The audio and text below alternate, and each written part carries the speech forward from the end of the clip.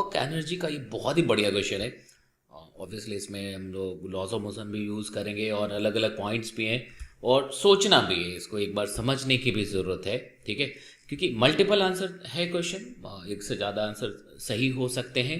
ठीक है, और इसमें अगर आप देखोगे तो बड़े सारे कॉन्सेप्ट्स यूज़ किए हुए, बड़े सारे मतलब 2-3 कॉन्सेप्ट्स हैं, बट ढंग से सोचना है आपको। ठीक है, तो इसमें शुरू में क्या होगा, ये दो देखो, A and B each of mass M, मतलब ए और बी दोनों का मास एम है। ठीक है भाई, और सी का मास 2m है। सिस्टम को रिलीज कर दिया from the mid point of a light inextensible cord of length 3√3, मतलब ये एक रस्सी हो गया ये, और उसके मिड पॉइंट से सी को बांध दिया। ठीक है, connecting the slips A and B. Initially the slips are at a separation of L. Initially जो स्लीप्स हैं वो सेपरेशन एल पे थे। अब देखो जैसे रिलीज करेंगे वो नीचे आना शुरू करेगा। ठीक है ना, तो इन एक्सटेंसिबल कॉर्ड मतलब शुरू में दोनों स्लीव्स बिल्कुल ऐसे रहे होंगे, बिल्कुल सेंटर पे ये रहा होगा ऐसा, और सिस्टम को रिलीज कर दिया भाई। ठीक है, तो सिस्टम को रिलीज किया। अब कह रहे कि initially the sleeves are at a separation, मतलब शुरू में बिल्कुल ऐसा रहा होगा, है ना, और जैसे रिलीज करोगे तो ये इधर भागेगा और ये इधर भागेगा, जैसा आप देख पा रहे हैं। वो एनिमेटेड वर्जन में देखोगे तो यहां पे आप देख पा रहे हैं किस तरह से मूव कर रहा है। ठीक है, what can you conclude for subsequent motion after the load is released? Take g equals to 10 meter per second square. ठीक है, तो अब इसमें देखना maximum speed of the sleeps, maximum speed acquired by the load c. The load descends a height 1.5 meter to acquire maximum speed. ठीक है भाई, before the sleeps collide, the net force on the system consisting of sleeps, the cord and the load becomes 0 once. एक बार 0 होता है। अब इसको सोचते हैं कि तो पहले थोड़ा सा मोशन को एनालाइज करो। मोशन को एनालाइज करेंगे तो आपको क्या लगेगा कि जैसे रिलीज किया, जैसा कि एनिमेशन में देख सकते हो कि आखिरी मोमेंट पे दोनों रस्सी बिल्कुल वर्टिकल हो रहा है। ठीक है, बिल्कुल वर्टिकल हो रहा है, तो बिल्कुल थोड़ा सा मैंने ऐसा दिखा है, मतलब आखिरी मोमेंट पे v0 हो गया, लास्ट मोमेंट पे v0 हो गया।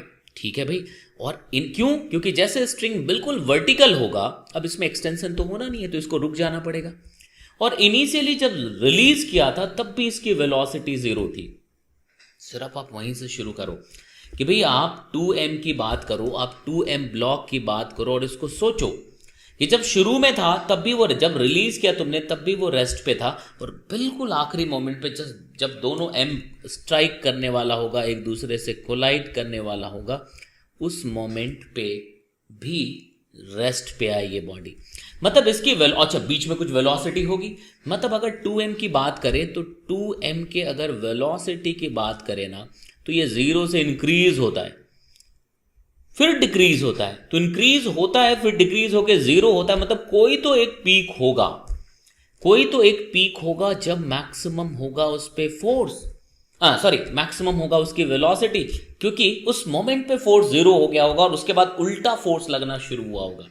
तो एक्चुअली क्या है, जब तुमने मोशन को रिलीज किया, ठीक है, जब आपने इसको सिस्टम को रिलीज किया फॉर द मोशन, तो अब क्या हुआ होगा, ये नीचे आ रहा है, ये सी नीचे आ रहा है, तो टेंशन की वैल्यू लगातार बदल रही है। But before coming to this point, v max होने के पहले तक जो टेंशन के 2 कंपोनेंट्स होंगे ना, इसके जो 2 कंपोनेंट्स होंगे ना ऊपर, जैसे फाई एंगल मान लो तो 2t cos फाई, ये लेस देन mg रहा होगा, तभी तो नीचे एक्सेलरेशन रहा होगा और बॉडी की वेलोसिटी बढ़ रही होगी। एक मौका आया होगा जब ये वेलोसिटी मैक्स हुआ होगा, v मैक्सिमम हुआ होगा, तब टेंशन बदल के t" हुआ होगा, और उसके बाद अगर मान लो थीटा बदल के बीटा हो गया तो 2t" cos बीटा अब ग्रेटर देन mg हो गया होगा, और इस मौके पे जब v मैक्स है तब 2t" cos phi dash equals to mg हुआ होगा। बात समझ आ रही है? मतलब जैसे सिस्टम को रिलीज किया तो t का जो अपवर्ड कंपोनेंट है वो mg से कम है, मतलब नीचे एक्सेलरेट हो रहा है बॉडी। एक ऐसा मोमेंट आया जब t का दोनों कंपोनेंट mg को बैलेंस कर ले रहा है, उस मोमेंट पे मैक्सिमम वेलोसिटी। उसके बाद mg कम हो जा रहा है और t का दोनों कंपोनेंट जो ऊपर की तरफ आ रहा है वो बढ़ जा रहा है, मतलब रिटार्डेशन शुरू हो गया, और जैसे स्ट्रिंग वर्टिकल होने वाला होता है v0 होता है। तो बहुत चालाकी से इक्वेशन बनाया गया। इसका मतलब ये स्टेटमेंट सही सा दिख रहा है। Before the slips collide the net force on the system consisting of the sleeps, the chord and the load becomes 0 once। ये बिल्कुल ठीक बात है, क्योंकि इस पे तो फोर्स 0 हुआ होगा एक मौके पे, और यहां पे t अगर है तो यहां पे भी t होगा। तो सिस्टम पे अगर बात करोगे तो नेट फोर्स 0 रहा होगा, क्योंकि भाई इन t का जो कंपोनेंट है वो तो क्या होगा, 0 कर लेगा। बात समझ आ रही है? तो ये मैंने एनालाइज करके बताया, आपको विजुअलाइज करने को कहा। अब इसको मैथमेटिकली करते हैं हम लोग, है ना। तो मैथमेटिकली जब इसको करोगे तो एज्यूम कर लो किसी एक मौके पे, किसी एक मोमेंट पे ऑब्वियसली ये जो लेंथ है वो एल से चेंज होकर के ये कुछ एल डेस रहा होगा, है ना। अब इस पॉइंट पे एज्यूम कर लीजिए कि ये कुछ थीटा हो गया, ये कुछ थीटा हो गया एट एनी टाइम टी। तो जब ये थीटा हो गया तो भाई इन दोनों ने कुछ वेलोसिटी गेन की होगी, तो इसको हम कुछ लिख सकते हैं और इसको भी लिख सकते हैं। तो ये दो वेलोसिटी हम लोग लिख रहे हैं, तो इसको हमने लिख दिया v1 और इसको भी लिख दो v1, और इसके पास क्या आ गया v2।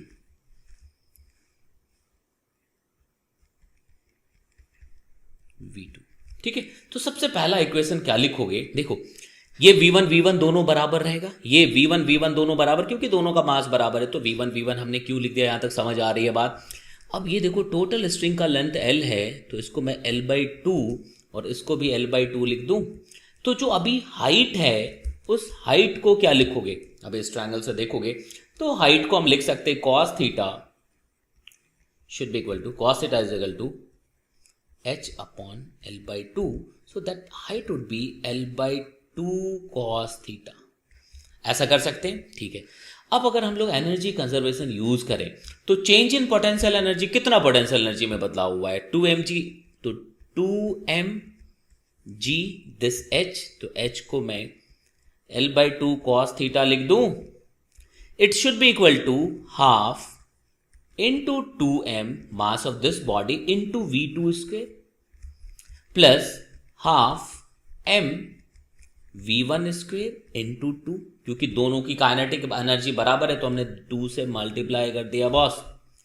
अब अगर हम लोग आगे थोड़ा सा बढ़े, थोड़ा आगे बढ़े, तो ये फर्स्ट इक्वेशन, अब देखो ये v इस तरफ है, तो भाई अलोंग द स्ट्रिंग जो इसकी वेलोसिटी होनी चाहिए, अलोंग द स्ट्रिंग जो इसकी वेलोसिटी होनी चाहिए, अगर कंस्ट्रेंट यूज करेंगे, देखना ये, तो ये v1 साइन थीटा होगा, और यहां पे इधर v2 है तो इसका अलोंग द स्ट्रिंग अगर लिखेंगे तो देखो ये v2 cos थीटा होगा।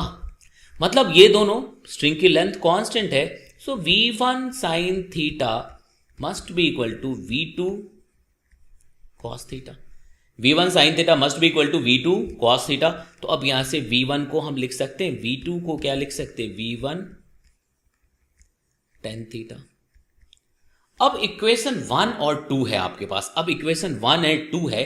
अब यहां से हम लोग v2 निकालते हैं, तो v2 निकालने के लिए हमें ये करना पड़ेगा, v2 निकालने के लिए हम v1 को एलिमिनेट करते हैं, तो v1 के प्लेस पे हम लिख सकते हैं v2 बाय tan थीटा।